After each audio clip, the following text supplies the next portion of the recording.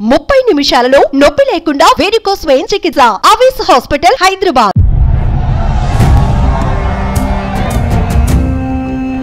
Bandi Sanjay guarantee ఒక spark.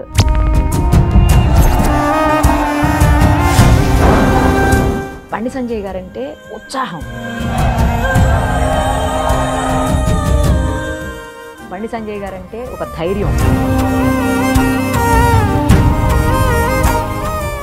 ఇన్ని రకాలైనటువంటి ఫీలింగ్స్ ని జనాల్లో కల్పించగలిగిన ఈ మధ్య కాలంలో ఎవరైనా ఒక లీడర్ ఉన్నారంటే అది మీరేనని చెప్పేసి అందరూ అంటా ఉంటారు. ఒక్కొక్క నాయకుడి ఒక్కొక్క రకమైన పందా ఉంటుంది. జనతా పార్టీ జెండాను మోసిన భుజమన్నాయి 150 కోట్ల మందికి భరోసా ఇచ్చే ఒక మహాన్ భావుడు ఈ భుజాన్ని తడితే ఏ విధంగా అనుభూతుందో అనుకున్నా. ఈ భుజాన్ని దెబ్బలు తాకుతున్న ఓర్చుకున్న తనువువి సిద్ధాంతమే ఊపిరైన పోరాటపు తెగువవి. జైలు అంటే భయం లేదు, కేసులు అంటే భయం లేదు, ఎవరన్నా భయం లేదు. కాబట్టి ఇప్పుడు ఇక్కడ ఎవరు బీఆర్ఎస్ఆ లేకపోతే కాంగ్రెస్ అనుకుంటున్నారా? మీకు ప్రత్యర్థిగా ఎవరిని భావిస్తున్నారు? ఇప్పుడు వాళ్ళిద్దరూ బీఆర్ఎస్ వాళ్ళు మీరును రేవంత్ రెడ్డి గారు మంచి ఫ్రెండ్స్, అందుకని మీకోసమే డమ్మీ క్యాండిడేట్ ని పెట్టారంటున్నారు. రేవంత్ రెడ్డి కానీ రేవంత్ రెడ్డి గారు మీరు ఫ్రెండ్సా? ఫోన్ ట్యాపింగ్ ఇష్యూలో ఉన్నటువంటి మీకున్న డౌట్స్ ఏంటి, దానికి ఉన్న ఎవిడెన్స్ ఏంటి? అసలు భార్యాభర్తల ఫోన్లు కూడా విన్నారంటే ఇంతకంటే సిగ్గుచేటి ఇంకోటి కాదు. ప్రస్తుతం మనతో పాటు ఉన్నారు కరీంనగర్ సిట్టింగ్ ఎంపీ బీజేపీ నుంచి, అలాగే ఇప్పుడు అభ్యర్థిగా పార్లమెంటు ఎన్నికల బరిలో ఉన్నటువంటి ఫైర్ బ్రాండ్ బండి సంజయ్ గారు. ఒకసారి ఆయనతో మాట్లాడదాం.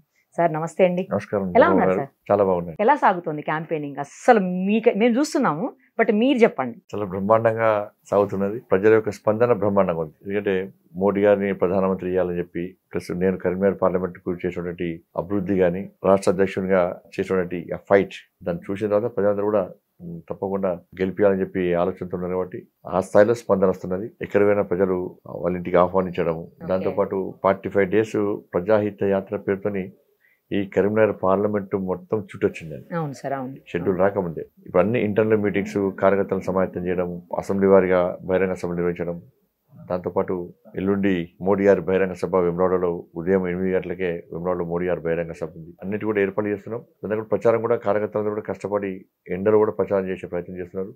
ప్రజలు కూడా అదే స్థాయిలో స్పందిస్తూ మద్దతు తెలిపే ప్రయత్నం చేస్తున్నారు. అసలు నైట్ 1-2 వరకు పడుకోవట్లేదంట, మళ్ళీ 5 నుంచే స్టార్ట్ చేస్తున్నారని చెప్పేసి బయట మీ అభిమానులు ఎవరో చెప్తా ఉంటే, అంటే వాళ్ళు అనుకుంటుంటే విన్నాను నేను. ఈ ఎన్నికల సమయంలో డే చూడడము, నైట్ చూడడము, ఎండ చూడడము, ఇవన్నీ చూసేటువంటి ప్రయత్నం చేయదు. ఎండనక వానక తిరుగుతూనే మనం ప్రజల దగ్గర పోవడము, ఓటు రిక్వెస్ట్ చేయడం మన బాధ్యత. సరే, పార్లమెంట్ ఎన్నికల్లో అన్ని బస్తీలు, అన్ని గ్రామాలు తిరిగేటువంటి అవకాశం ఉండదు కాబట్టి కనీసం మండల హెడ్ క్వార్టర్స్ అని తిరగాలని చెప్పి ఆలోచనతో మనం మండల హెడ్ క్వార్టర్స్ తిరిగినాం. అసెంబ్లీ కేంద్రాల వారిగా మేము బహిరంగ సభ నిర్వహిస్తున్నాం. కార్యకర్తలందరూ కూడా ప్రతి బూత్ కు కనీసం 6 times తిరగాలని చెప్పి ఒక ప్లాన్ చేసినాం. కాబట్టి ఇప్పటికే 3 సార్లు పూర్తయింది. ప్రతి ఇంటికి కార్యకర్తలు వెళ్ళడం, కరపత్రం ఇవ్వడం, మనం చేసినటువంటి అభివృద్ధి, మోడీ గారు దేశాన్ని చేసినటువంటి అభివృద్ధి, బీజేపీకి ఎందుకు ఓటేయాలని చెప్పి ఒక ఆలోచనతోనే వాళ్ళు ప్రతి ఇంటికి కరపత్రాలు కానీ, బుక్లెట్స్ కానీ ఇవ్వడం జరిగింది. అందుకే దానితోనే ఈ వాతావరణం అంతా నిర్మాణం అయింది. కానీ బండి సంజయ్ గారంటే ఒక స్పార్క్, బండి సంజయ్ గారంటే ఉత్సాహం, బండి సంజయ్ గారంటే ఒక ధైర్యం, బండి సంజయ్ గారంటే మనోడు. ఇన్ని రకాలైనటువంటి ఫీలింగ్స్ ని జనాల్లో కల్పించగలిగిన ఈ మధ్య కాలంలో ఎవరైనా ఒక లీడర్ ఉన్నారంటే అది మీరేనని చెప్పేసి అందరూ అంటా ఉంటారు. చేసే కార్యక్రమాలను బట్టి ప్రజలు, కార్యకర్తలు కానీ మనకు సపోర్ట్ చేస్తూ ఉంటారు. ఒక్కొక్క నాయకుడి ఒక్కొక్క రకమైనటువంటి పందా ఉంటుంది. నాకు కొంచెం అగ్రెసివ్నెస్ ఎక్కువ, ప్లస్ ధర్మం కోసం పనిచేయడం, మాస్ లీడర్. ఏ రాత్రి అయినా ఎప్పుడైనా కూడా నిర్మమాటంగా పోయి రిక్వెస్ట్ చేస్తాము, లేకుంటే ఆందోళన చేస్తాం. కానీ ప్రతి విషయంలో స్పందించేటువంటి ఆలోచన, ఆ తత్వం ఫస్ట్ నుంచి ఉంది. కాబట్టి ఎందుకంటే నా మీద కేసులు అయినంత ముందు నేను అప్పుడు మొదటి నుంచే జైలుకి వెళ్ళినటువంటి పరిస్థితి. నాకు జైలు అంటే భయం లేదు, కేసులు అంటే భయం లేదు, ఎవరన్నా భయం లేదు. కాబట్టి నేను తెగించి ముందుకు పోతా. కాబట్టి అగ్రెసివ్నెస్ చూసిన తర్వాత యూత్ కానీ, కార్యకర్తలు కానీ, ప్రజలు కానీ నాకు మద్దతు తెలిపే ప్రయత్నం చేస్తారు. ఏదైనా కూడా లోపల కొట్టి బయట మాట్లాడే నిర్మమాటంగా, ఓపెన్ గా మాట్లాడే తత్వం. విమర్శలు చేసినా కూడా పొలైట్ గా విమర్శలు చేస్తా, వ్యంగ్యంగా చేస్తా. కానీ భాష మాట్లాడే సందర్భంలో వ్యక్తిగత విమర్శలు దాదాపు ఎక్కడ నేను చేసే ప్రయత్నం చేయను. అందుకే ఆ స్థాయిలో అభిమానులు ఉన్నారు మీకు. Right sir. ఇప్పుడు ఇక్కడ ఎవరు బీఆర్ఎస్ఆ లేకపోతే కాంగ్రెస్ అనుకుంటున్నారా? మీకు ప్రత్యర్థిగా ఎవరిని భావిస్తున్నారు? ఇప్పుడు వాళ్ళిద్దరు షేర్ మార్కెట్ లెక్క అప్ అండ్ డౌన్ స్టార్ట్ అయింది. వాళ్ళిద్దరు ఎందుకంటే ఒక 5 రోజులు ఒక 3 days బీఆర్ఎస్ లేస్తుంది, మళ్ళీ 2 days లో కాంగ్రెస్ లేస్తుంది. 1-2% తేడాతో ఆ 2 పార్టీలు సెకండ్ ప్లేస్ కోసం పోటీ పడుతుంది. నేను అహంకారం గర్వంతో చెప్తలేను, ఉన్న వాస్తవ పరిస్థితులు చెప్తున్నా. సెకండ్ ప్లేస్ కోసం ఇద్దరు కూడా తాపత్రయపడుతున్నారు, 100 కోట్ల రూపాయలు వెచ్చించే ప్రయత్నం చేస్తా ఉన్నారు. కాబట్టి చూద్దాం, ఇంకా 3-4 days తర్వాత కూడా సెకండ్ ప్లేస్ ఎవరు వస్తారో, నాకు పోటీ ఎవరో తెలుస్తుంది. కరీంనగర్ ప్రజలు బండి సంజయ్ గారికి ఎందుకు ఓటెయ్యాలి అంటే ఏం చెప్తారు? నన్ను పార్లమెంట్ సభ్యునిగా గెలిపించిన తర్వాత ఫస్ట్ 2 సంవత్సరాలు కోవిడ్తోనే ఇబ్బంది పడ్డ పరిస్థితి. మిగతా 3 సంవత్సరాల్లో దాదాపు 12,000 కోట్ల రూపాయలకు పైగా నిధులు తీసుకొచ్చాను కరీంనగర్ ప్రాంతానికి. నేను ఎన్నికల ముందు ఏం హామీ ఇవ్వకుండా కూడా ఇలా అనేక అభివృద్ధి కార్యక్రమాలు మేము తీసుకొచ్చే ప్రయత్నం చేస్తాం. దాంతోపాటు కొన్ని ఉదాహరణలు చెప్తాను. కరీంనగర్ వరంగల్ రోడ్డు 2,200 కోట్ల రూపాయలతో నేను ఎంపీ అయినాకనే బడ్జెట్ కేటాయింపజేసి టెండర్ నిర్వహించి నరేంద్ర మోడీ గారితో ప్రారంభోత్సవం చేసినాం. రోడ్డు దాదాపు 40% పూర్తయింది. అంతకుముందు ఒక్కొక్క ఫీటు లోతుగా రోడ్లు ఉండే పరిస్థితి, ఆ రోడ్డు మీద తిరిగే పరిస్థితి లేదు. అంతకుముందు నితిన్ గడ్కరీ గారితో మాట్లాడి రోడ్ రిపేర్ కోసమని 51 crores తీసుకొచ్చాం మేము. వెంటనే మళ్ళీ వాటిని ఒప్పించి 2,200 crores తోని ఇలా నేషనల్ హైవేను ప్రారంభించినాం.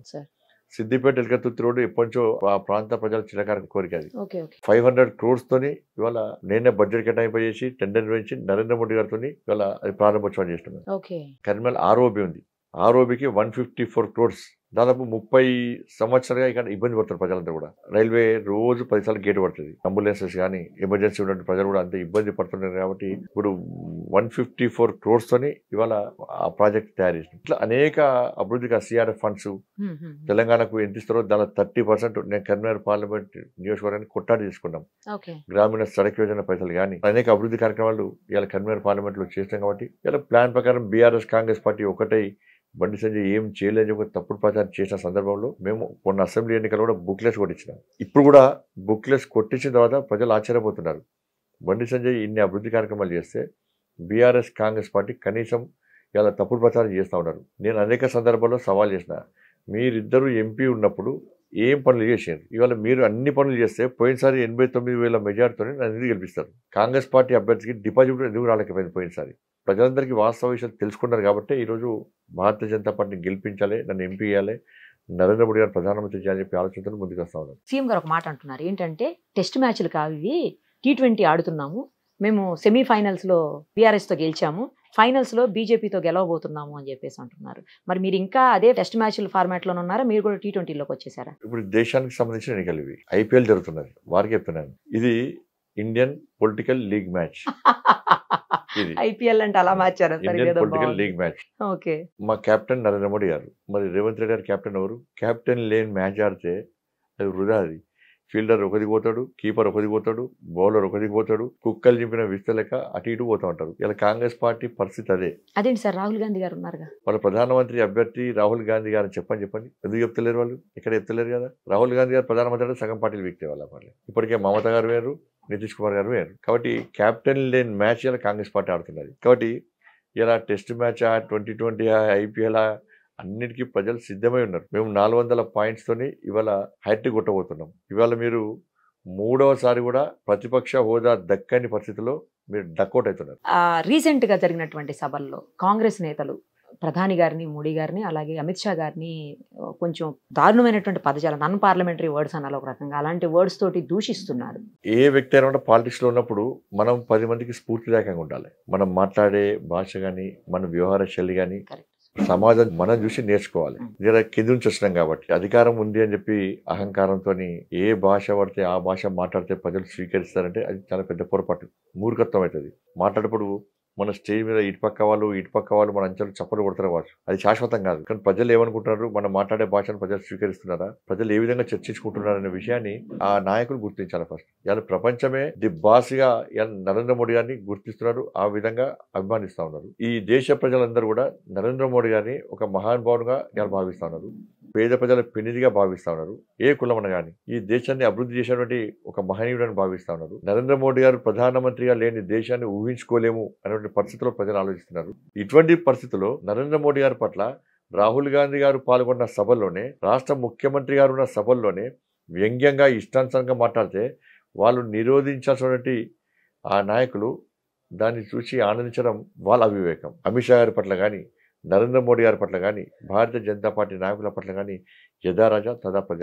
రాష్ట్ర ముఖ్యమంత్రి గారు ఏ విధమైన భాష ఇవాళ మాట్లాడుతున్నారో కింది స్థాయి వరకు కూడా కాంగ్రెస్ పార్టీ నాయకులు అదే భాషను ఉపయోగించే ప్రయత్నం చేస్తున్నారు. ఆ భాష వల్ల మీరు 4 days నుంచి ఇంతో అంతో ఉన్నట్టు కాంగ్రెస్ పార్టీ గ్రాఫ్ మొత్తం పడిపోతా ఉన్నది. నువ్వు పొలిటికల్ పార్టీగా విమర్శలు చేయి, దాన్ని ఎవరైనా స్వీకరిస్తారు. కానీ తిట్టడమే పనిగా, బదనాం చేయడమే పనిగా పెట్టుకుంటే ప్రజలు దాన్ని స్వీకరించరు. తెలంగాణ రాష్ట్రంలో ప్రజలు నరేంద్ర మోడీ గారిని ప్రధానమంత్రి చేయాలని చెప్పి ఒక ఆలోచనతో ఫిక్స్ అయి ఉన్నారు. వాళ్ళు దాన్ని మార్చాలనుకుంటే నువ్వు అభివృద్ధి విషయంలో మార్చారు, నువ్వు ఏం చేయాలనుకున్నావో ఏం చేసినావో మాట్లాడు, దాన్ని స్వీకరిస్తారు తప్ప పాలసీ పరంగా ఈ విషయంలో మాట్లాడితే ప్రజలు స్వీకరించారు. ఇలా చర్చ జరుగుతుంది. అలా అరే ఇంత ఘోరమైన భాష నరేంద్ర మోడీ గారి మీద మాట్లాడతారా, ఆయన ఈ దేశ ప్రజలే నా కుటుంబ సభ్యులు అని చెప్పి ఇవాళ ఆయన ఒక మంచి ఆలోచన ముందుకు వస్తుంటే ఆ విధంగా మాట్లాడడం కరెక్ట్ కాదన్న విషయాన్ని వాళ్ళ ప్రజలు గుర్తిస్తూ ఉన్నారు. గతంలో కేసీఆర్ గారు కానీ కేసీఆర్ కొడుకు కానీ ఆయన మాట్లాడిన భాషకే ఇవాళ టీఆర్ఎస్ పార్టీ పూర్తిగా తుడుచుకోబడిపోయింది. ఇవాళ కనబడి అడ్రస్ లేకుండా పోయింది.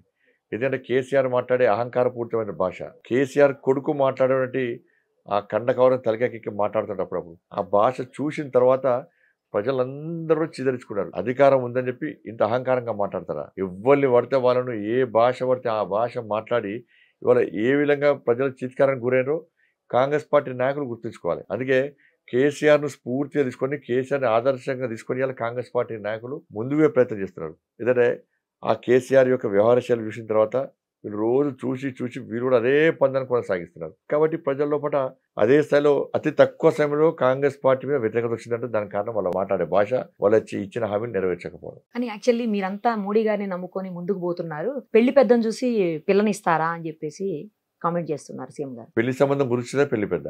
ఆయన పోయే ఈ అబ్బాయి మంచోడు, ఈ అమ్మాయి మంచిది, వీళ్ళ కుటుంబం మంచిది, కాబట్టి నేనే పెద్దన్న పాత్ర పోషిస్తా, ఏ కష్టం వచ్చినా ఏ ఇబ్బంది వచ్చినా నేనే బాధ్యత వహిస్తా అని చెప్పి చేస్తారు. మాకు పెద్ద నరేంద్ర మోడీ గారే, మీకు పెద్ద లేడు, మీరు పెద్ద అనుకుంటే నాకు పెళ్లి కాలేదు కాబట్టి ఆ పెద్దరికం తెలియదు అనకు. అందుకే ఓ పిల్లని చూసి పెళ్లి చేస్తే నెక్స్ట్ పెళ్లి పెద్ద అయ్యే అవకాశం ఉంటుంది. మన నాయకునికి పెళ్లి కాలే, ఆయనకు పెళ్లి చేయడానికి పెళ్లి పెద్ద లేరు కాంగ్రెస్ పార్టీ. కాబట్టి మేము పక్కా చెప్తున్నాం, నరేంద్ర మోడీ గారిని చూసి ఓటేమంటున్నాం. నరేంద్ర మోడీ గారు ఈ దేశ ప్రధాని కావాలని చెప్పి ప్రజలందరూ ఆలోచిస్తున్నారు. కాబట్టి మీరు రాహుల్ గాంధీని ప్రధానమంత్రి చేస్తామని ముందు రండి. మోడీ వర్సెస్ రాహుల్ గాంధీ, దానికి సిద్ధమా? ఒకసారి రాహుల్ గాంధీ అంటారు, ఒకసారి రాహుల్ గాంధీ పేరే చెప్పరు, ఒక ప్రాంతంలో రాహుల్ గాంధీ ఫోటోలు పెట్టుకోవట్లేరు. అసలు నేను అడుగుతున్నా, కాంగ్రెస్ పార్టీ అధికారంలోకి ఎట్లా వస్తుంది? ఈ ఎన్నికలు దేశ ప్రధానమంత్రి నిర్ణయించే ఎన్నికలు.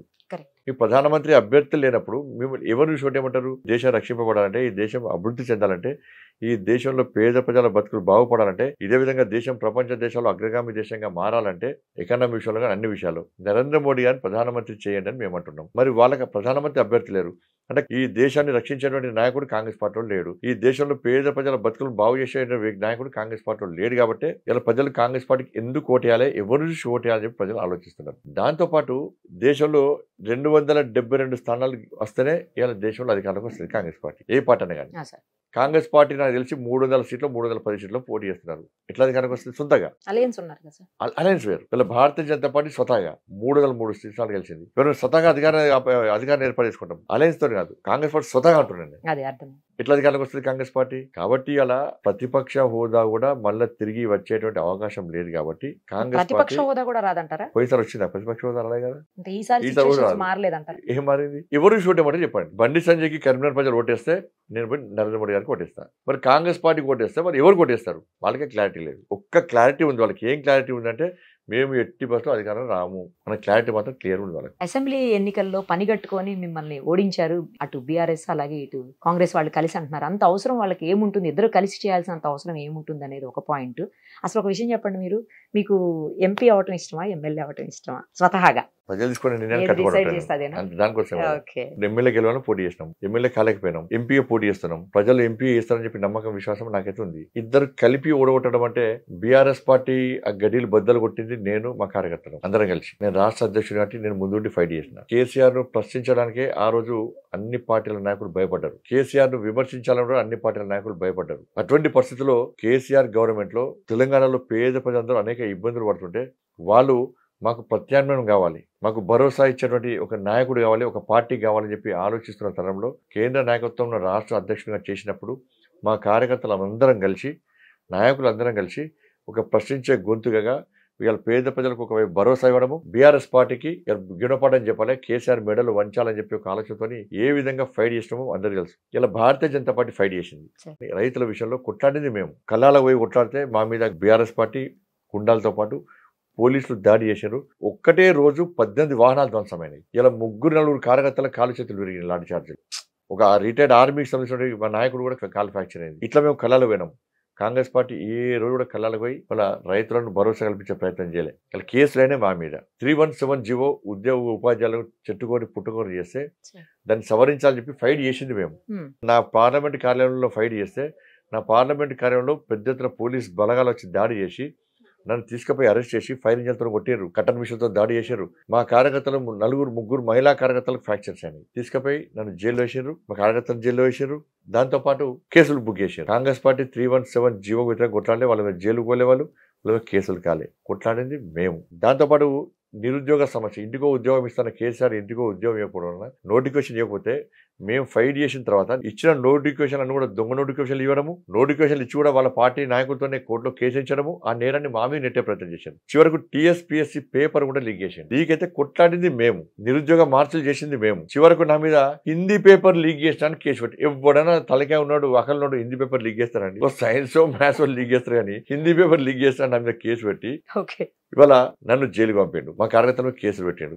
కాంగ్రెస్ పార్టీ టీఎస్పీఎస్సీ పేపర్కు లీకేజ్ వ్యతిరేకంగా కొట్లాడిందా, నిరుద్యోగ మార్పులు చేసిందా, వాళ్ళ మీద కేసులు అనేయా, వాళ్ళు జైలుకి పోయిందా, జైలుకి పోయింది మేము, కేసులు భరించింది మేము. వాళ్ళ ఎస్సీ ఎస్టీ బీసీల కోసం కొట్లాడింది మేము, కేసులు అయినాయి మా మీద. అగ్రవర్ణాల్లో పేదలు ఈడబ్ల్యూఎస్ కేంద్ర ప్రభుత్వం ఇష్టం, నరేంద్ర ప్రభుత్వం ఇష్టం కూడా కేసీఆర్ అమలు చేయకుండా కొట్లాడింది మేము. కాంగ్రెస్ పార్టీ ఏ రోజు కొట్లాలి. మహిళల మీద అత్యాచారం కొట్లాడింది మేము. కాంగ్రెస్ పార్టీ ఏ రోజు కొట్లాలి. పోడు భూముల సమస్యల మీద మేము కొట్లాడి మేము పోతే మా కార్యకర్తలు 35 మంది కార్యకర్తలు 45 రోజుల పాటు జైలు ఉన్నారు. దసరా దీపాలు కూడా చేసుకోవాలి. కాబట్టి చివరకు బీఆర్ఎస్ పార్టీ గడ్డీలు బద్దలు కొట్టింది మేము. ఇలా కాంగ్రెస్ పార్టీ 6 గ్యారెంటీలు ఇచ్చి ప్రజలను మోసం చేసి ప్రజల చేత ఓట్లు వేయించుకున్నది. ఇవాళ మళ్ళీ ప్రజలు కాంగ్రెస్ పార్టీ పూర్తి వ్యతిరేకత ఉన్నారు. కాబట్టి బీఆర్ఎస్ పార్టీ వ్యతిరేకంగా ఫైట్ చేసింది మేము. కాబట్టి బీఆర్ఎస్ పార్టీ మా మీద కోపం, అబ్బా మమ్మల్ని అధికారంలో దించింది బండి సంజయ్ బీజేపీ కార్యకర్తలు, వాళ్ళ కోపం నా మీద. కాంగ్రెస్ పార్టీ ఏమంటున్నాడు, ఇలా 6 గ్యారెంటీలో బండి సంజయ్ ప్రశ్నిస్తున్నాడు. ప్రజలు బండి సంజయ్ మాట్లాడితే బీజేపీ మాట్లాడితే ఆలోచిస్తున్నారు. కాబట్టి బండి సంజయ్ని గెలవనియద్దు. ఈ సమయంలో ఇద్దరం ఒకటి కావాలి. ఇద్దరం మీరు గెలిచినాం కాదు, మేము గెలిచినాం కాదు అని చెప్పి ఇవాళ నన్ను ఓడించే ప్రయత్నం చేస్తున్నారు. 100 కోట్లు పెట్టే ప్రయత్నం చేస్తున్నారు.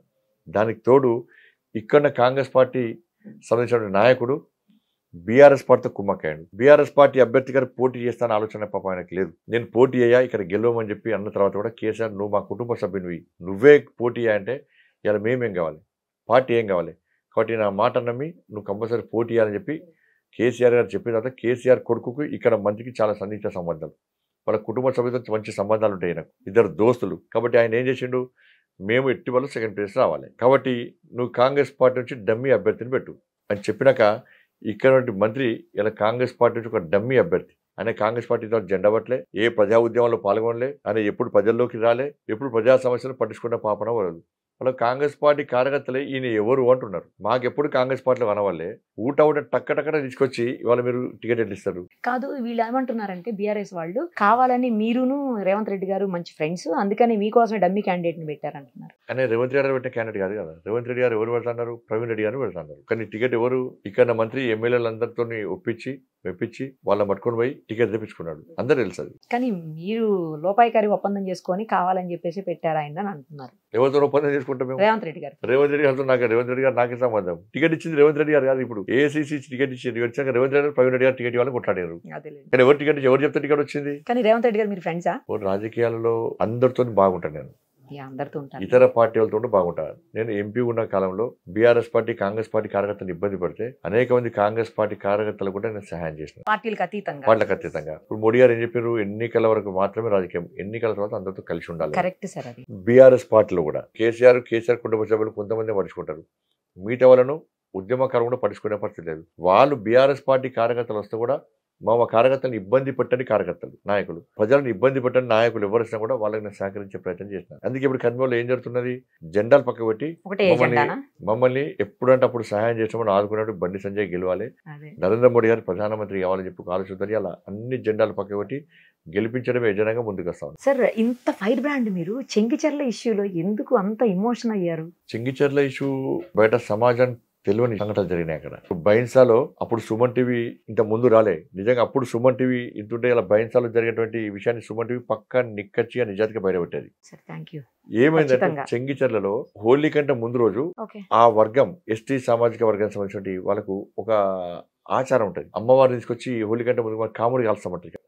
వాళ్ళు అమ్మవారిని ప్రతిష్ఠించి దాని చుట్టూ ప్రదక్షిణ చేసి వాళ్ళ పూజలు చేస్తూ ఉంటారు. వాళ్ళు అదే కార్యక్రమాన్ని చేసుకొని అలా సౌండ్ పెట్టుకొని డాన్సులు చేస్తూ ఉన్నారు. రాముని పాట పెట్టుకొని. అక్కడ ముస్లింస్ ఇన్లే కేవలం 3-4 ఇల్లు ఉంటాయి.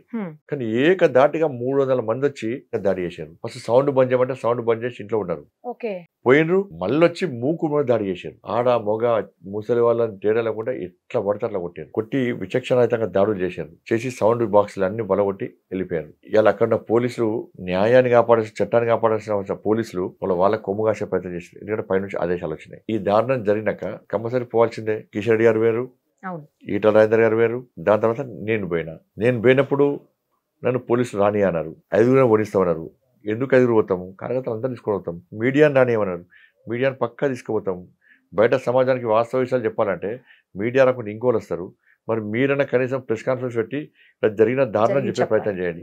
మీరు చెప్తలేరు. మీరు ఒక వర్గాన్ని కొమ్ము కాస్తారు కాబట్టి పక్కా మీడియా తీసుకొని పోతాను చెప్పాను. మా కార్యకర్తలు ఆపినవారు ఆగలే. బారికేడ్స్, చెక్ పోస్టులు అన్ని మొత్తం బద్దలు కొట్టుకొని వెళ్ళిపోయినాకనే వాస్తవం తెలిసింది కదా. అక్కడ ఎంత దారుణం అంటే అంత పేద ప్రజలు. నేను పోతా అంటే పోలీస్ ఆఫీసర్ వచ్చి, సార్ ఎలక్షన్ కోడ్ సార్, మీకు అనుమతి లేదు సార్ అన్న. నాకు అనుమతి అవసరం లేదు, నేను పోతున్నాను చెప్పి. అది ఇండియాలో ఉన్నది, పాకిస్తాన్ బంగ్లాదేశ్ లేదు. అది మాకు ఎలక్షన్ కోడ్ అయితే మేము 5 పోవాలంటే మరి ఏ ఎలక్షన్ కోడ్ ఉన్నదని చెప్పి వాళ్ళు 300 మంది వచ్చి దాడి చేశారు. అప్పుడు ఎలక్షన్ కోడ్ ఎక్కడికి పోయింది? మీ పోలీస్ అధికార యంత్రాంగం ఏడిపోయింది? వీళ్ళ ప్లేస్కు వాళ్ళు వచ్చారు, వాళ్ళ ప్లేస్కి వీళ్ళు పోలే. మరి ఎంతమందిని అరెస్ట్ చేశారు, ఎంతమంది నాన్ అవైలబుల్ కేసు పెట్టారు. ఇట్లా జరిగినప్పుడు పోలీసులు ఏం చేస్తారు? వాళ్ళ మీద కేసు పెట్టారు. వాళ్ళను సంతృప్తి పరచడానికి మళ్ళీ మా మీద కూడా కేసులు పెడతారు. మా మీద 5 కేసు, వాళ్ళని 5 అరెస్ట్ చేస్తారు. ఎవరు తప్పు చేసినా వాళ్ళ మీద కేసు పెట్టారు. అప్పుడు పోలీసు అంటే మేము సమానంగా చూస్తున్నాం అంటే సమానం కూడా అంటే ఏంది? ఎవరు తప్పు చేసినా కూడా వాడిని కఠినంగా శిక్షించడమే సమానం అంటారు. మేము తప్పు చేయకుండా మా మీద 5 కేసులు, 5 అరెస్ట్ చేసి వాళ్ళని 5 అరెస్ట్ చేసి సమానత్వం కాదు. దాన్ని కానీ పోయి వాళ్ళతో మాట్లాడే ప్రయత్నం చేసినాం. ఇప్పుడే కాదు, గతంలో కూడా అమ్మాయి పేరు పెట్టి ఈ అమ్మాయి ఇన్ని వందలకు వస్తే తీసుకుపోండి, ఫోన్ నెంబర్ రాసేవాళ్ళు. ఇట్లా దారుణం.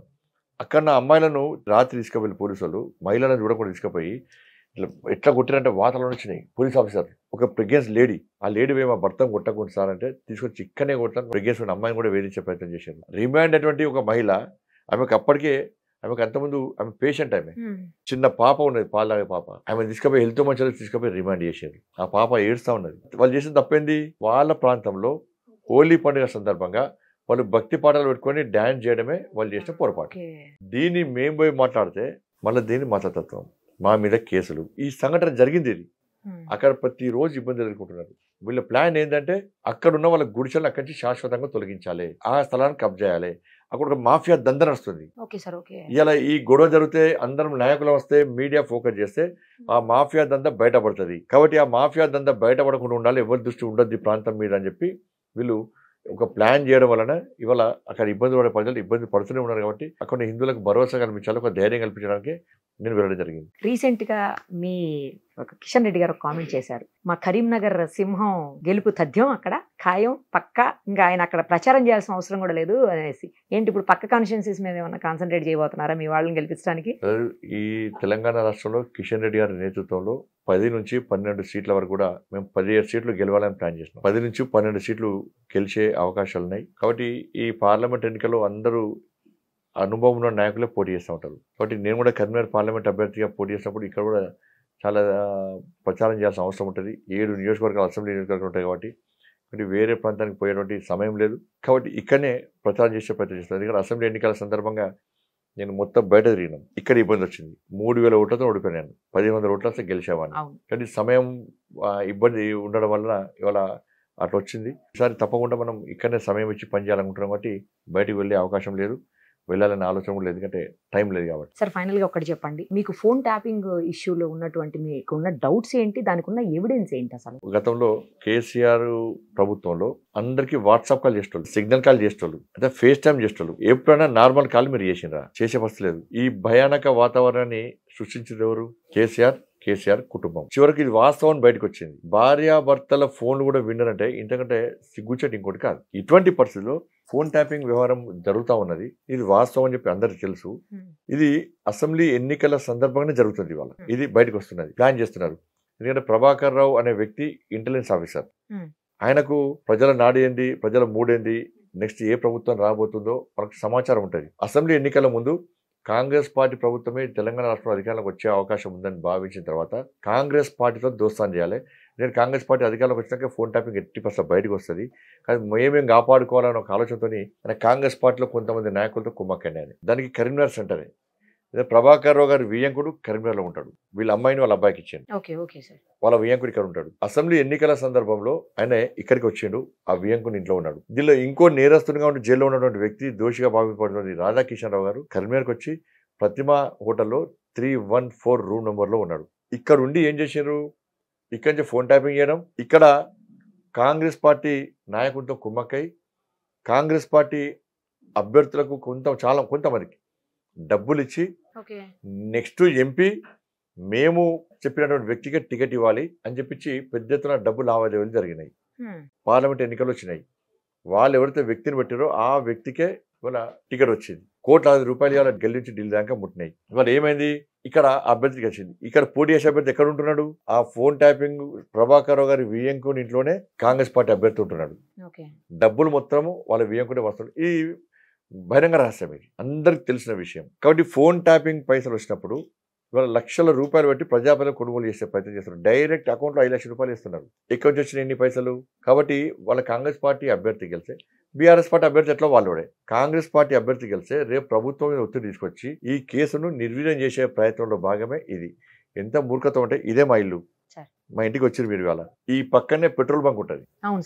ఆ పెట్రోల్ బంక్ లో వెహికల్ పెట్టుకొని మా ఫోన్లు వింటారు. మా కుటుంబ సభ్యుల ఫోన్లు కానీ, మా సిబ్బంది ఫోన్లు కానీ, అందరి ఫోన్లు ఇక్కడ పెట్టి ఉంటారు. దీని కంట్రోల్ రూమ్ ఎక్కడ అంటే సిరిసిల్ల ఎవరి గుత్తాధిపత్యం ఉన్నది, కేసీఆర్ కొడుకు. ఇది అంత జగమైన సత్యం. దీంతో పాటు రాధాకిషన్ రావు గారిని పోలీస్ కస్టడీ తీసుకున్న తర్వాత ఆయన స్టేట్మెంట్ రికార్డ్ చేశారు, కోర్టుకు సబ్మిట్ చేశారు. దానిలో ఏముంది, నేను కేసీఆర్ అనే పెద్ద ఆయన చెప్తేనే నేను ఫోన్ ట్యాపింగ్ చేసిన అని క్లియర్గా ఆయన స్టేట్మెంట్ ఇచ్చారు. అది కోర్టులో ఆల్రెడీ రికార్డ్ ఉంది. మరి అంత క్లియర్గా ఆయన స్టేట్మెంట్ ఇచ్చినప్పుడు, ఆయన చెప్పినప్పుడు మరి కాంగ్రెస్ పార్టీ ప్రభుత్వం ఏం చేయాలి, కేసీఆర్కు 41 నోటీసు ఏదో ఒకటి ఇవ్వాలి కదా, కేసీఆర్ మీద క్రిమినల్ యాక్షన్ తీసుకోవాలి కదా. మరి ఈ 15 రోజుల నుంచి ఫోన్ ట్యాపింగ్ వ్యవహారాన్ని కాంగ్రెస్ పార్టీ బయట తీసుకొస్తలేదు. ఎలక్షన్ బిజీలో ఉన్నారు కదా సార్ అందరూ. ఫోన్ ట్యాపింగ్ అంటే బిజీ ఉంటుందండి. ఇవాళ పోయి రాష్ట్ర ముఖ్యమంత్రి అరెస్ట్ చేస్తారా, ఎవరు డ్యూటీ వాళ్ళకు ఉంటుంది. దాని గురించి మాట్లాడతలేరు. ఎందుకంటే ఇచ్చిపుచ్చుకునే ధోరణి. వీళ్ళ అవినీతి బండారం అంతా కేసీఆర్ దగ్గర ఉన్నది, వీళ్ళని కాపాడుకోవడానికి కేసీఆర్ అవినీతి బండారం వీళ్ళ దగ్గర ఉన్నది.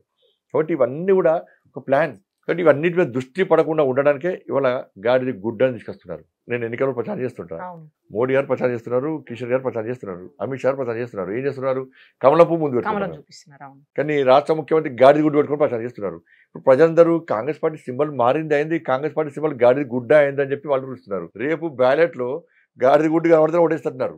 ఎందుకంటే ఇది భస్మాసురం వస్తాం కాబట్టి పక్క పెట్టినట్టున్నారు. కానీ కాంగ్రెస్ పార్టీ సింబల్ గాడిది గుడ్డే. మేము 6 గ్యారెంటీలు అంటున్నాం, అమలు చేయమంటున్నాం. వీటి మీద మేము చర్చిస్తున్నాం. మీరు 100 రోజులు 6 గ్యారెంటీలు అమలు చేస్తున్నారు, ప్రజలు ఓట్లేసారు. 6 గ్యారెంటీలు ఏంటి, దాని ముఖ్యమైనవి ₹2,500 మహిళల అకౌంట్లో వేస్తున్నారు, ₹4,000 ఆసరా పెన్షన్స్ ఇస్తున్నారు, తులం బంగారం మహిళలకి ఇస్తున్నారు, స్కూటీలు మహిళలకి ఇస్తున్నారు. ఎందుకు వేయాలని ప్రశ్నిస్తున్నారు. ₹15,000 రైతులకు, కౌలు రైతులకు అకౌంట్లో ఇస్తున్నారు. ఎందుకు వేయలేదు. రైతు కూలీలకు ₹12,000 ఇస్తున్నారు. ఎందుకు వేయలేదు. ఇలా ₹500 బోనస్. ₹500 బోనస్ చిన్నది కాదండి. 1 ఎకరానికి 28 క్వింటాలు వస్తుంది. క్వింటాలకు ₹500 బోనస్ ఇస్తున్నారు. ఈ లెక్కన ప్రతి రైతు అకౌంట్లో ₹14,000 అకౌంట్లో వేయాలి. ఎంతమంది రైతుల అకౌంట్లో ₹14,000 బోనస్ ఇచ్చారు. తరుగుతాలు తేమని కూడా కొంటున్నారు. ఎన్ని ప్రాంతాలు కొంటారు. 2 లక్షల రుణమాఫీ చేస్తున్నారు. ఎందుకు ఇవ్వలేదు మీరు. ₹5,00,000 ఇల్లు జాగాలు ఎన్నులకు ఇస్తున్నారు. ఎంతమందికి ఇచ్చారు. ఎందుకు ఇవ్వలేదు. ₹5,00,000 విద్యార్థి భరోసా కార్డు ఇస్తున్నారు. ఎందుకు ఇవ్వలేదు. ఇవాళ ఫీజు రియంబర్స్మెంట్ ఇస్తున్నారు. విద్యార్థులు ఇబ్బంది పడుతున్నారు, యాజమాన్యాలు ఇబ్బంది పడతా ఉన్నారు. ఆరోగ్యశ్రీ బకాయిలు చెల్లించలేదు, పేదలు వైద్య ట్రీట్మెంట్ కోసం ఇబ్బంది పడుతూ ఉన్నారు. ఇవన్నిటి విషయంలో ప్రజల లోపల చర్చ జరుగుతున్నది, ప్రజల లోపల వ్యతిరేకత వస్తుందని చెప్పి భావించినటువంటి రాష్ట్ర ముఖ్యమంత్రి గారు ఇవాళ ముంగట గాడిది గుడ్డు పెట్టి, సున్నాను పెట్టి ప్రజల దృష్టి మళ్లించే ప్రయత్నం చేస్తున్నారు. వీటి మీద చర్చించేద్దాము. కాంగ్రెస్ పార్టీకి ఉందా చర్చ, వీటి మీద జరగాలి. ఇది పక్క పెట్టి రిజర్వేషన్ అంశాన్ని ముందు తీసుకొచ్చి ప్రజల దృష్టి మళ్లించే ప్రయత్నం చేస్తా ఉన్నారు. రిజర్వేషన్ తీసేస్తారని ప్రచారం జరుగుతుంది. ఇవాళ చెప్పులతో కొడతామని చెప్పి అన్నా నేను. రిజర్వేషన్ రద్దు చేసే వ్యక్తులను చెప్పులతో కొడతాం, చీపులతో కొడతాం అని చెప్పి అన్నాం. నరేంద్ర మోడీ గారే నేను బతుకున్న రోజు రిజర్వేషన్ మేము తీయమంటారు. క్లారిటీ వద్దు, సుమన్ టీవీ ద్వారా క్లారిటీ వద్దు. ఈ రిజర్వేషన్ల సౌకర్యం కల్పించింది ఇలా బాబాసాహెబ్ అంబేద్కర్. అంబేద్కర్ రచించిన రాజ్యానికి అనుగుణంగా మనం ఇలా ఈ దేశంలో మనం ముందు నడుస్తా ఉన్నాం. కానీ అంబేద్కర్ గారి రాజ్యాంగానికి తూట్లు పొడిచింది కాంగ్రెస్ పార్టీ. బాబాసాహెబ్ అంబేద్కర్ రాజ్యాంగానికి భిన్నంగా ఈ దేశంలో ఎమర్జెన్సీ విధించింది ఇందిరాగాంధీ. బాబాసాహెబ్ అంబేద్కర్ పార్లమెంట్ లో దళిత సమస్యలు ప్రశ్నిస్తున్నప్పుడు ఆయన హేళన చేస్తే, కించపరిస్తే, రాజీనామా చేసి బయటకు వచ్చి మళ్ళీ ఎన్నికల్లో పోటీ చేస్తే ఆయన ఎన్నికల్లో ఓడగొట్టింది కాంగ్రెస్ పార్టీ. అంబేద్కర్ గారు స్వర్గస్థులైనాక ఢిల్లీలో ఆయన మృతదేహం పెడితే స్మారక స్తూపం కట్టాల్సి వస్తుంది, ఎందుకు కట్టాలని చెప్పి అంబేద్కర్ గారి యొక్క పార్థివ దేవాన్ని ఇలా ముంబైకి తరలించింది కాంగ్రెస్ పార్టీ. ఇలా అంబేద్కర్ గారి చిత్రపటాన్ని 54 సంవత్సరాలు దేశాన్ని పాలించిన కాంగ్రెస్ పార్టీ ఇలా పార్లమెంట్లో పెట్టలేకపోయింది. ఈ రాజ్యాంగ నిర్మాత అయినటువంటి స్ఫూర్తి ప్రదాతమైనటువంటి అంబేద్కర్ గారికి భారతరత్న ఇవ్వకుండా రాజీవ్ గాంధీకి ఇచ్చుకున్నారు, ఇందిరాగాంధీకి ఇచ్చుకున్నారు. కానీ అంబేద్కర్ గారికి ఇచ్చే ప్రయత్నం చేయలేదు. ఇది కాంగ్రెస్ పార్టీ. ఇవాళ మేము నరేంద్ర మోడీ గారు నేను ప్రధానమంత్రి అయినంటే నాకు అంబేద్కర్ గారు భిక్ష. మేము అంబేద్కర్ గారు చిట్ట చివరి పేద వ్యక్తి కూడా సంక్షేమ ఫలాలు అందాలని చెప్పి ఒక స్ఫూర్తి ఇవ్వడం వల్లనే ఇవాళ సంక్షేమ ఫలాలు అందిస్తున్నాం. అంబేద్కర్ గారిని చిత్రపటాన్ని పార్లమెంట్ పెట్టిన వ్యక్తి నరేంద్ర మోడీ గారు. అంబేద్కర్ గారికి భారతరత్న ఇప్పించింది భారతీయ జనతా పార్టీ ప్రభుత్వం. అంబేద్కర్ పుట్టిన స్థలం, స్వర్గస్థులైన స్థలం, దీక్ష చేసిన స్థలం, ఇట్లా 5 స్థలాలను స్ఫూర్తి కేంద్రాలుగా ఇలా మార్చి అభివృద్ధి చేసింది నరేంద్ర మోడీ గారి ప్రభుత్వం. 17 మంది బీసీ ఎంపీలను మంత్రులు చేసింది నరేంద్ర మోడీ గారి ప్రభుత్వం. 12 మంది ఎస్సీ ఎంపీలను మంత్రులు చేసింది నరేంద్ర మోడీ గారి ప్రభుత్వం. 8 మంది ఎస్టీ ఎంపీలను మంత్రులు చేసింది నరేంద్ర మోడీ గారి ప్రభుత్వం. రామ్నాథ్ కోవింద్ను రాష్ట్రపతి చేసింది నరేంద్ర మోడీ గారి ప్రభుత్వం. ద్రౌపది ముర్ము గారిని రాష్ట్రపతి చేయాలనుకుంటే ఓడగొట్టాలని చూసింది కాంగ్రెస్ బీఆర్ఎస్ పార్టీలు, చేసింది నరేంద్ర మోడీ ప్రభుత్వం. ఇలా 33% మహిళలకు రిజర్వేషన్ ఇవ్వాలని చెప్పి సంకల్పం తీసుకున్నది నరేంద్ర మోడీ గారి ప్రభుత్వం. అగ్రవర్ణాల్లో పేదలకు ఈడబ్ల్యూఎస్ ఇచ్చింది నరేంద్ర మోడీ ప్రభుత్వం. మేము రిజర్వేషన్ ఇస్తున్నట్లా, రిజర్వేషన్ తొలగిస్తున్నట్లా, దీని మీద చర్చ జరగాలి. ఇవాళ కాంగ్రెస్ పార్టీ రాజ్యాంగానికి భిన్నంగా కోర్టు తీర్పుకు వ్యతిరేకంగా మతపరమైన రిజర్వేషన్లను తీసుకొచ్చింది కాంగ్రెస్ పార్టీ. ఇలా ముస్లింలను బీసీలుగా గుర్తిస్తూ 4% రిజర్వేషన్ కాంగ్రెస్ పార్టీ హయాంలో ఇస్తే నష్టపోయిన వాళ్ళు బీసీలు నష్టపోయారు, హిందువులు నష్టపోయారు. మొన్న కాదు, అంతకుముందు జిఎస్ఎంసీ ఎన్నికల్లో ఇలా ప్రజలు ఆలోచించాలి. అంతకుముందు జిఎస్ఎంసీ ఎన్నికల్లో ఈ 4% రిజర్వేషన్ వల్ల ఇలా హిందువులు గెలవాల్సిన 30 స్థానాల్లో, కార్పొరేషన్ స్థానాల్లో ఎంఐ పార్టీ గెలిచింది. దాన్ని కాంగ్రెస్ పార్టీ సమాధానం చెప్పాలి. మేము రిజర్వేషన్లు 80% రద్దు చేయం అని మేము ప్రమాణపూర్వకంగా చెప్తున్నాం. భగవంతుని మీద ప్రమాణం చేసి చెప్తున్నాం. ఇలా కాంగ్రెస్ పార్టీ ప్రమాణం చేయాల్సిన అవసరం ఉంది. వాళ్ళ అధికారంలోకి వస్తే, లేకపోతే ఇప్పుడు వచ్చే అధికారంలోకి తెలంగాణ రాష్ట్రంలో వచ్చారు, మేము 80% మతపరమైన రిజర్వేషన్లు, రాజ్యాంగానికి విరుద్ధంగా ఉన్న మతపరమైన రిజర్వేషన్లను 80% ఇయ్యము అని ప్రమాణం చేసే దమ్ము వాళ్ళకుందా? మేము హిందువుల పుట్టగొట్టము, బీసీలు, ఎస్సీ, ఎస్టీ, అగ్రవర్ణాల పేదల పుట్టగొట్టమని చెప్పి ప్రమాణం చేసే దమ్ము వాళ్ళకుందా? దీని మీద చర్చ జరగాలి. ఇది వాస్తవ విషయం కాదు. దీన్ని పక్కకు పెట్టి రిజర్వేషన్ రద్దు చేస్తారట అంటే, ఇవాళ సవరణ, సెక్యులర్ అనే పదాన్ని తీసేయాలని చెప్పి ఒక నాయకుడు అన్నాడు. రాజ్యాంగాన్ని సవరించాలన్నాడు. రాష్ట్ర ముఖ్యమంత్రి గారు ఏమంటున్నారు? చెప్పుతో కొట్టాలంటున్నాడు. అంటే రాజ్యాంగ సవరణ చేస్తేనే మీరు చెప్పుతో కొట్టాలనుకుంటే, ఈ దేశంలో 54 సంవత్సరాల కాంగ్రెస్ పార్టీ పాలనలో 100 సార్లు రాజ్యాంగాన్ని సవరించారు. మరి ఎన్నిసార్లు చెప్పుతో కొట్టాలి? కాబట్టి అన్ని విషయాలను తప్పుదారు పట్టించి ఇవాళ ప్రజల దృష్టి మళ్లించడానికి ఏంటంటే 6 గ్యారెంటీల మీద ప్రజల దృష్టి మళ్లించే ప్రయత్నంలో భాగమే ఈ గాడిద గుడ్డు వేషం. కాబట్టి మీ గుర్తు గాడిద గుడ్డ, బస్ మాస్టర్ అస్తమా, కాంగ్రెస్ పార్టీ తెలుసుకోవాలి. Right sir. చివరిగా సుమన్ టీవీ ద్వారా కరీంనగర్ ప్రజలకు ఏం చెప్తారో చెప్పండి. మీరు గతంలో నన్ను పార్లమెంట్ అభ్యర్థిగా ఎంపీగా గెలిపించిన తర్వాత 2 సంవత్సరాలు కోవిడ్తో పోయినప్పటికీ 3 సంవత్సరాలు 12,000 కోట్ల రూపాయలకు పైగా నరేంద్ర మోడీ గారి ప్రభుత్వం ఇచ్చిన నిధులు తీసుకొచ్చినటువంటి వ్యక్తిని నేను. మీరు నాకు ఓటేసి గెలిపించిన తర్వాత, నన్ను రాష్ట్ర అధ్యక్షుడిగా మా జాతీయ నాయకత్వం చేసిన తర్వాత, ఇవాళ తెలంగాణ రాష్ట్రంలో మోడీ రాజ్యం రావాలి, రామరాజ్యం రావాలి, కరీంనగర్ పార్లమెంట్కి మనం ఎక్కువ నిధులు తీసుకొచ్చుకోవచ్చు, ఎక్కువ అభివృద్ధి చేసుకోవచ్చు అని చెప్పి ఒక కసితోని ఇవాళ తెలంగాణ రాష్ట్రంలో ఏ విధంగా ఉద్యమాలు చేసినా, ఏ విధంగా పోరాటాలు చేసినా మీ అందరికీ తెలుసు. ఇలా కేసీఆర్ ప్రభుత్వానికి వ్యతిరేకంగా నేను రాష్ట్ర అధ్యక్షుడిగా ఉన్నప్పుడు ఫైట్ చేస్తున్న తరుణంలో నా మీద 109 కేసులు నా మీద ఉన్నాయి. 2 సార్లు జైలుకి పోయినా.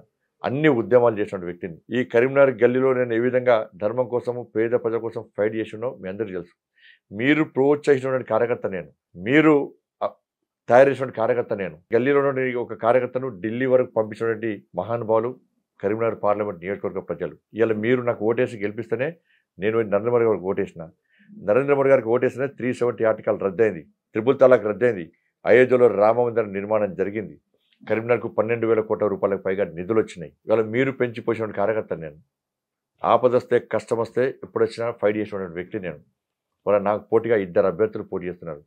వాళ్ళు ఎప్పుడైనా మీకు అందుబాటులో ఉన్నారా? ఎప్పుడైనా ప్రజా ఉద్యమాల్లో జైలుకు పోయినరా? వాళ్ళ మీద ప్రజా ఉద్యమాలు చేస్తే వాళ్ళ మీద కేసులు అయినాయా? వాళ్ళిద్దరు కూడా ఇలా వ్యాపారాలు చేసే వ్యక్తులు. వ్యాపారం చేసిన డబ్బును కాపాడుకోవడానికి, ఇంకా వ్యాపారాలు చేయడానికి ఇలా ఎన్నికల బరిలో ముందుకు వస్తున్నారు. కావాలనే నా మీద తప్పుడు ప్రచారం చేసే ప్రయత్నం చేస్తున్నారు. కానీ ఈ దేశ ప్రధాని నిర్ణయించే ఎన్నికలు. మా ప్రధానమంత్రి అభ్యర్థి నరేంద్ర మోడీ గారు. వాళ్ళ ప్రధానమంత్రి అభ్యర్థి ఎవరో ఇంతవరకు వాళ్ళు కనీసం చెప్పలేకపోతున్నారు. కానీ వాళ్ళకి ఓటేస్తే వాళ్ళ మూసిన వేసినట్లే. మీరు నాకు ఓటేస్తే నేను నరేంద్ర మోడీ గారికి ఓటేస్తాను. కానీ నరేంద్ర మోడీ గారు ప్రధానమంత్రిగా లేని దేశాన్ని ఊహించుకోవడం చాలా కష్టం.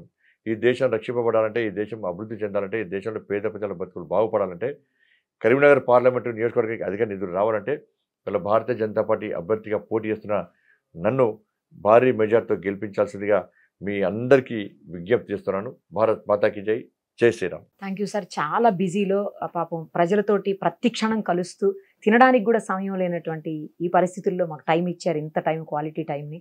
Thank you sir. మరోసారి మీరు అఖండ మెజారిటీతోటి గెలిచి పార్లమెంట్లో మీ గళాన్ని వినిపించాలని మనస్ఫూర్తిగా కోరుకుంటూ థ్యాంక్ యూ సార్. మాకు కూడా సహకరిస్తున్నటువంటి సుమన్ టీవీ యాజమాన్యానికి, సిబ్బందికి, ప్రేక్షకులకు అందరూ కూడా హృదయపూర్వక ధన్యవాదాలు, అభినందనలు. సుమన్ టీవీలో మీ పర్సనల్ అండ్ బిజినెస్ ప్రమోషన్స్ కోసం కింది నెంబర్కి కాంటాక్ట్ చేయండి.